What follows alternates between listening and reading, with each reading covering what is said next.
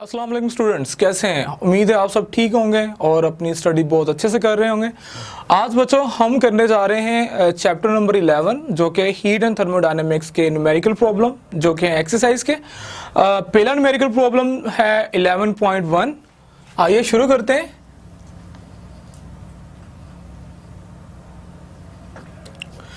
जी 11.1 की जो स्टेटमेंट है हम उसको देखते हैं कि 11.1 में क्या पूछा गया है और हमने क्या फाइंड आउट करना है। ठीक है, estimate the average speed of nitrogen molecules in air under standard conditions of pressure and temperature.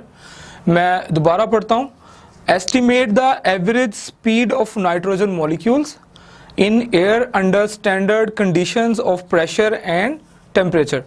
बच्चों ये उसी तरह है जिस तरह हमारी पहली न्यूमेरिकल प्रॉब्लम था एग्जाम्पल में से। ठीक है, तो ये न्यूमेरिकल प्रॉब्लम जो है ये 100% रिलेट कर रहा है जो हमारी एग्जाम्पल थी उसमें से। सो इसको जो सोल्व करना है वो किस तरह करना है, इसमें जो दिया गया डाटा है हम उसको देखते हैं। क्योंकि नाइट्रोजन मॉलिक्यूल लिए गए हैं नाइट्रोजन गैस के हवा के अंदर, ठीक है, और कहा गया जी स्टैंडर्ड कंडीशंस जो है यानी at standard temperature and pressure at STP जो है वो हमने उनकी एवरेज स्पीड जो है यानी एवरेज वेलोसिटी जो है वो हमने निकालनी है। तो सोल्यूशन स्टार्ट करते हैं इसका। सोल्यूशन में हम लिखेंगे, हाँ जी बच्चों, नाइट्रोजन गैस है तो नाइट्रोजन का सबसे पहले मैस लिखेंगे। You know that mess of nitrogen हमारे पास कितना होता है 28 ग्राम। ठीक है, अब स्टैंडर्ड कंडीशंस दी गई हैं। स्टैंडर्ड कंडीशन से मुराद है कि हमारा स्टैंडर्ड टेम्परेचर जो एब्सोल्यूट टेम्परेचर होता है बच्चों वो है T, इसको हम लिखते हैं 0 डिग्री सेल्सियस। ठीक है, और ये इक्वल होता है 273 केल्विन के। जी ये तो हो गया हमारा स्टैंडर्ड टेम्परेचर। अब स्टैंडर्ड प्रेशर जो है हमारे पास 1 एटमॉस्फेरिक होता है, तो प्रेशर 1 atm, इसकी जरूरत नहीं पड़ेगी इसमें। अब हम देखते हैं कि हमने निकालना क्या है। हमने निकालना है जी V एवरेज यानी average speed, average velocity of the nitrogen molecule in air under standard conditions of temperature and pressure। तो फॉर्मूला बच्चों आपको पता है, हमने इस चैप्टर में फॉर्मूला किया था। सो फॉर्मूला हमारे पास है, टेम्परेचर जो होता है वो इक्वल होता है 2/3K into average kinetic energy. Average kinetic energy यानी 1/2 mv²। जी बच्चों ये फॉर्मूला हमने इस चैप्टर के अंदर पढ़ा हुआ था। ठीक है, ये फॉर्मूला यहाँ पे हम लगाएंगे और देखते हैं। अब यहाँ पे बात आती है मैस की। तो मैस एक्चुअली यहाँ पे हमने जो लिखना है ना, ये मैस इसको आप m डैश कह लें। ठीक है, जो एक्चुअल हमारा मैस है, क्योंकि एक मॉलिक्यूल तो होगा नहीं, there are large number of molecules which is equal to the Avogadro number. ठीक है, जो कि हमारे पास 6.022 10⁻23 होंगे। So let's find out m हमारे पास क्या आएगा, मॉलिक्यूलर मैस। एक्चुअली ये मॉलिक्यूलर मैस है यानी m डैश ओवर Na। जी ये m डैश जो है ये molecular mass of nitrogen gas 28 gram, और Na हमें पता है कितना होता है 6.022 into 10⁻23 number of molecules of nitrogen gas. जी बच्चों अब इस इक्वेशन को हम थोड़ा रीअरेंज करते हैं to find out the V। Let's rearranging. Okay, अब देखें यहाँ से 2 से 2 हम कैंसिल कर सकते हैं। ये 3 के डिवाइडर उधर जाके मल्टीप्लाई हो जाएगा, m मल्टीप्लाई नीचे आके डिवाइड हो जाएगा और V एवरेज स्क्वायर हमारे पास रह जाएगा। V एवरेज स्क्वायर इक्वल आ जाएगा T मल्टीप्लाई 3K ओवर, और ये m इधर आ जाएगा। अब बच्चों बात करते हैं K क्या है। K हमने चैप्टर में पढ़ा था, इट इज बोल्ट्जमैन कांस्टेंट, जिसकी वैल्यू क्या होती है हमारे पास 1.38 10⁻³ जॉल पर केल्विन। ठीक है, तो इसकी वैल्यू हम यहाँ पे इंप्लीमेंट करते हैं। जी इनकी वैल्यूज यहाँ पे इंप्लीमेंट करते हैं, तो T हमारे पास 273 है multiply 3 as it is. K की वैल्यू हम यहाँ पे इंसर्ट करते हैं, K Boltzmann constant 1.38 into 10⁻⁻³ joule per kelvin इसकी वैल्यू होती है। m अभी हमने निकाला है 28/6.022 इंटू 10⁻23। जी बच्चों इसको हम सोल्व करते हैं, ठीक है। ये थोड़ा ऐसी ये रेशो के नीचे रेशो है, ये रेसिप्रोक होकर ऊपर जाके न्यूमरेटर में चली जाएगी, यानी v एवरेज स्क्वायर इक्वल आ जाएगा 273 मल्टीप्लाई 3 मल्टीप्लाई 1.38 10⁻⁻23, ठीक है। जबकि ये रेसिप्रोक ऊपर जाएगा तो 6.02 to 10⁻23 डिवाइडेड बाय 28। जी बच्चों अब हम इसको जब सोल्व करते हैं तो हमारे पास जो वैल्यू आती है वो आती है 24.31 10⁻⁴, यानी v एवरेज स्क्वायर इक्वल आ जाएगी 24.31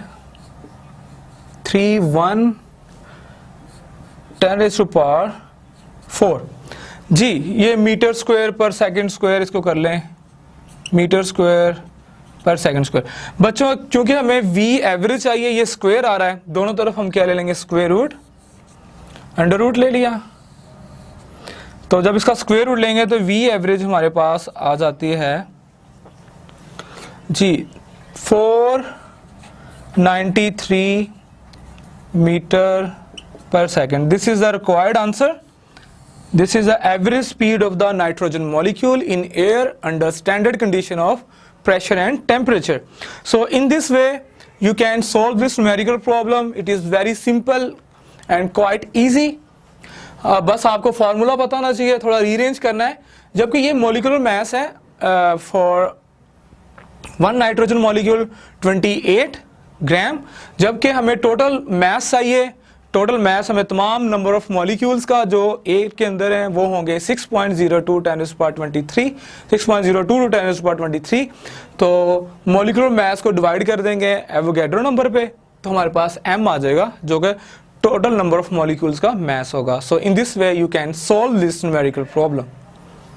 जी बच्चों हम नेक्स्ट न्यूमेरिकल प्रॉब्लम करने जा रहे हैं, chapter number 11 heat and thermodynamics का जो नेक्स्ट न्यूमेरिकल प्रॉब्लम है। अभी लास्ट हमने किया 11.1, अब नेक्स्ट जो करने जा रहे हैं वो 11.2 है।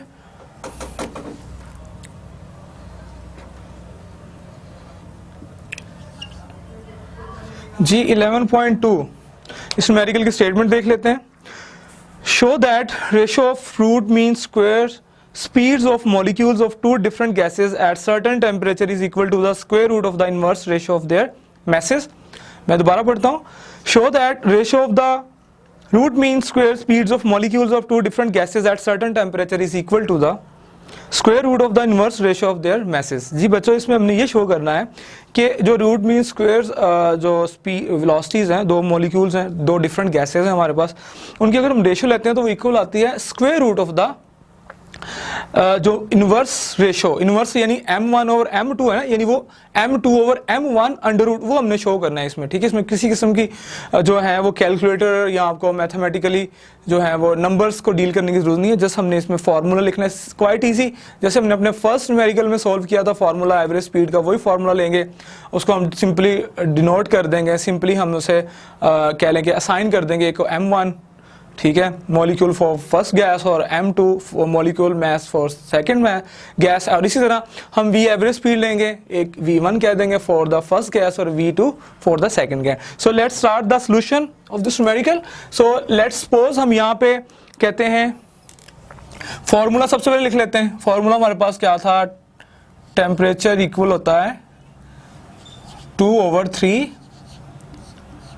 K इंटू एवरेज स्पीड 1/2, यानी कि एवरेज काइनेटिक एनर्जी के। सो लेट्स यहां पे हम कहते हैं लेट वी हैव या let we suppose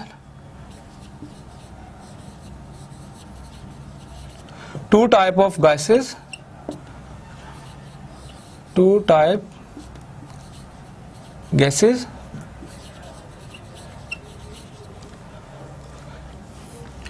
for first type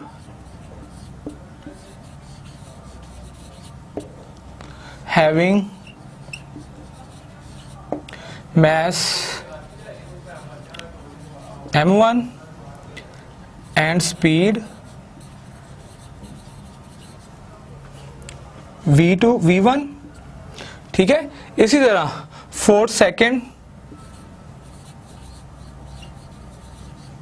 हमारे पास m2 एंड क्या हो जाएगा v2। जी बच्चों, ये हमने सपोज कर लिया है कि हमारे पास दो टाइप की गैसेस हैं, ठीक है, दो डिफरेंट मॉलिक्यूल्स ऑफ गैसेस हैं। एक का मास m1 है, दूसरे का मास m2 है। पहले वाले की जो स्पीड है वो v1 है, जबकि दूसरे वाले की स्पीड हमने क्या ली है v2। ओके, सो लेट्स यहां पे अब लेते हैं फॉर फर्स्ट टाइप। जी, फर्स्ट टाइप के लिए हमारे पास क्या हो जाएगा 1t इज इक्वल टू 2/3 के 1/2। फॉर्मूला वही है, सिर्फ हम इनको नॉमिनेट कर रहे हैं सबस्क्रिप्ट में m1 v1 average square. For second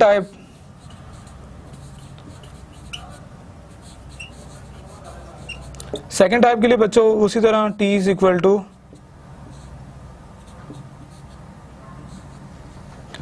2/3 के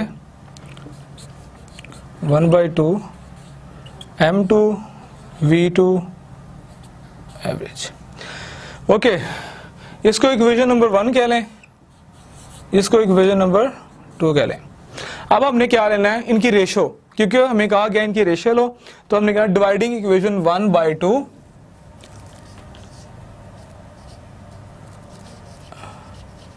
डिवाइडिंग इक्वेशन 1/इक्वेशन 2, ठीक है जी। लेफ्ट को लेफ्ट पे और राइट को राइट पे हम डिवाइड करेंगे, यानी कि t/t, left side divide, right side से 2/3 के 1/2 m1 v1 स्क्वायर ओवर 2/3 के 1/2 m2 v2। चूंकि बच्चों टेम्परेचर जो है दोनों का सेम है, ठीक है, सेम ही सिस्टम के अंदर है, और ये कॉन्स्टेंट्स है, बोल्टजमैन कांस्टेंट k है हमारा, और 2/3 ये भी कॉन्स्टेंट्स है, ये कैंसिल हो जाएंगे, ठीक है। बाकी रह जाएगा हमारे पास इधर 1 रह जाएगा लेफ्ट साइड पे, ये लेफ्ट साइड है, इधर हमारे पास 1 रह जाएगा। उधर अगर देखें 1/2 से 1/2 भी कैंसिल हो जाता है, तो रह जाता है average m1 v1 square over m2 v2 square. Okay बच्चों, इसको थोड़ा रीअरेंज करते हैं। हमें चाहिए रेशो किसकी चाहिए, इनकी एवरेज स्पीड्स की रेशो हमें चाहिए।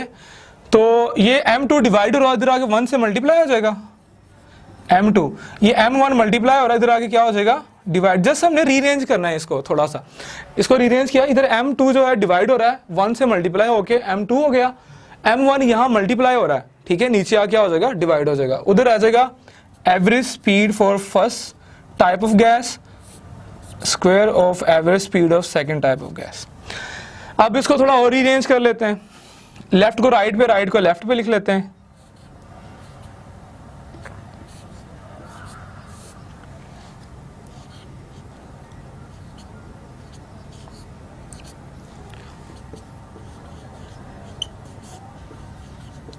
अब हमें सिर्फ स्पीड चाहिए, उसका स्क्वायर नहीं चाहिए। दोनों तरफ क्या ले लेंगे roots, taking square root on both sides. इसका स्क्वायर से स्क्वायर रूट कैंसिल हो जाना बच्चों, तो ये आ जाना है v1 average over v2 average equal m2 over m1। तो बच्चों यही हमने प्रूव करना था कि उसने कहा था हमें show the ratio of mean square root square speed equal to the inverse of ratio of their square root of the masses, ठीक है, यही हमने शो करना था। यहां पे लिखेंगे हेंस प्रूव्ड